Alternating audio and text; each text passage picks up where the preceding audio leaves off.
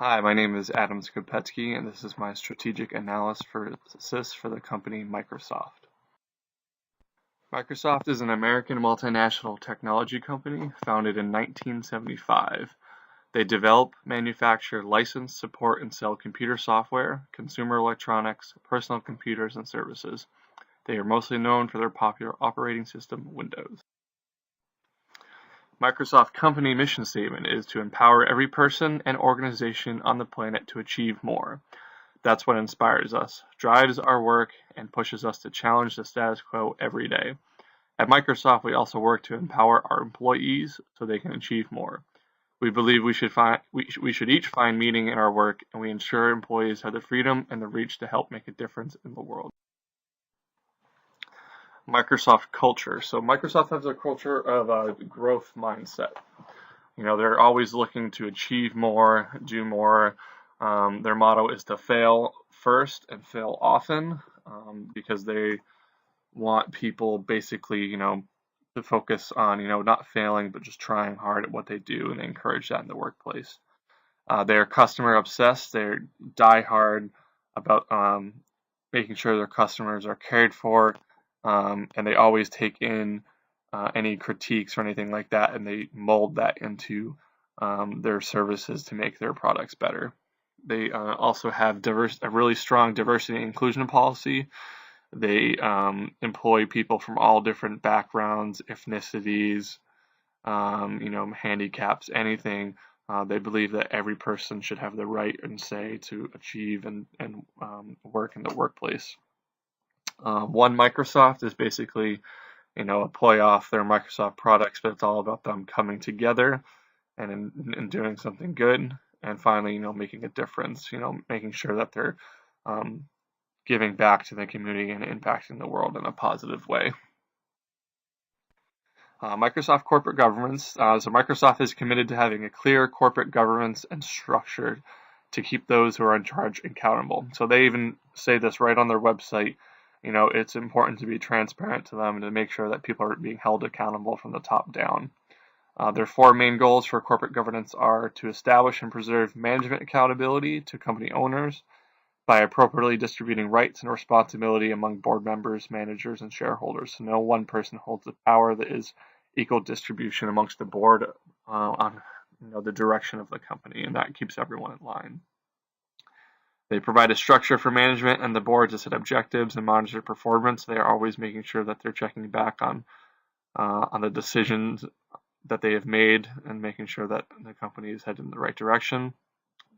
It strengthens and safeguards their culture of business, integrity, and responsible business practices. So just making sure that they're doing everything the right way, making sure that they're doing everything of the highest integrity. They also encourage the efficient use of resources, which requires accountability for the stewardship of those resources. They want to make sure that they're not wasting any money and it's not going into places that don't require it. So this is my SWOT analysis for Microsoft. So the macro threats facing Microsoft right now is the PC market deterioration. According to John Ogg of Yahoo, the personal computer market is still sliding, and it's expected to slide in 2014 and beyond. So this is from 2014, but smartphones and tablets have taken over. It seems that more and more people of the world are heading toward, a desktop, or not having a desktop PC anymore, something more of a hybrid. And this is actually the macro opportunity for Microsoft because of their popular crossover devices called Microsoft Surface, kind of a hybrid laptop / tablet. It's also have a stylus and touchscreen. So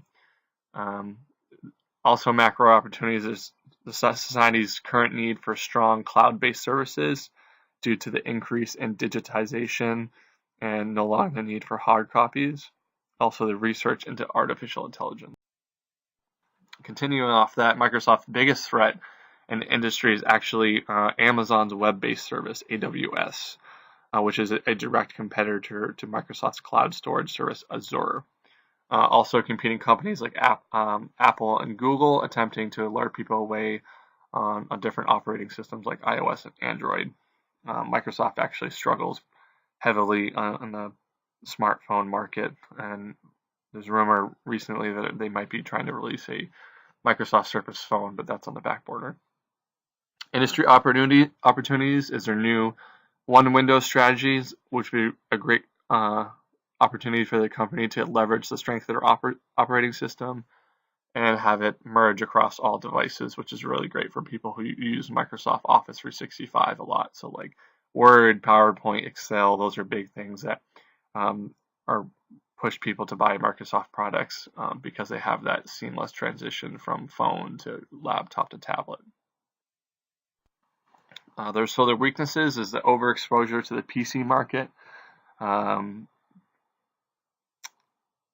basically, releasing too many computers at once, kind of, bogging down the market where people can find stuff for cheaper that essentially works relatively the same. They don't need as much power, so and obviously their weak mobile presence compared to, Apple, Samsung, and Google. Microsoft only holds, less than 1% of the smartphone market, or less than 3%, I should say. Their strengths: they have the most popular operating system in the world on the PC side. Over 90% of PCs worldwide are running on various different versions of the Windows platform. They are transitioning people all the way up to Windows 10 right now and phasing out older versions like Windows 7 and Vista. They are the most used productivity suite in the world, Microsoft Office, and they have a very strong cloud-based business in Azure that is, really up and coming right now. And because they're so focused on their customers, it's really a strong thing for them. So their competitive analysis and advantage, and as I was just saying, Amazon's biggest competitor is Amazon is Microsoft's biggest competitor in cloud-based services, which is where Microsoft, recently just had a big shift to cloud-based services, where this is where they feel the future is kind of headed and where they want their business structure to be. So Amazon and Microsoft are kind of like the two giants at the top of it right now, so duking it out. Their biggest threat is in the consumer electronics market, is over the saturation of products that exist. And, but their biggest advantage in all these areas is the fact that, their extreme dedication and loyalty to their customers is unmatched. Different corporate parent strategies that they follow. Right now the business strategy approach is something that's been kind of boiled down to, they realize the shift to cloud-based services is huge right now. The business strategy approach is not about them doing it all themselves. They realize that they need smaller companies to delegate other tasks to, so they realize that partnerships is kind of the way to go. Another corporate parenting strategy they have is product differentiation, so releasing a wide plethora of different products, like their Surface line of products, or their Xbox, things like that that they have. And then finally, their differentiation focus, just kind of differentiating all of their different industries that they dip their toes into, and also making sure that they're focusing on different buying groups and product line segments, and different geographic focus. Xbox Live would be a great example of that. The key issue and my recommendation facing Microsoft is the future of their cloud-based service, Azure.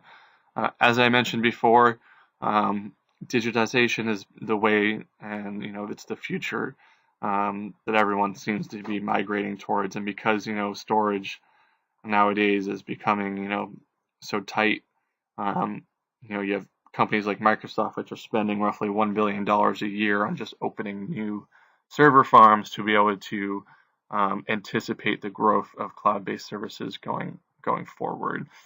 So they're kind of being very proactive on that. And so it's kind of like this, they made a huge gamble recently with that transition, and that's why their current CEO, Satya Nadella, is the CEO, because he helped the company transition during this time. And it's a huge source of revenue for them right now, $20 billion a year in just gross margin. Not for profit, but it's really a strong focus for them, and they're going to continue to work on that going forward. And my recommendation is just to continue focusing on their cloud-based services and then they can focus on consumer electronics and software second.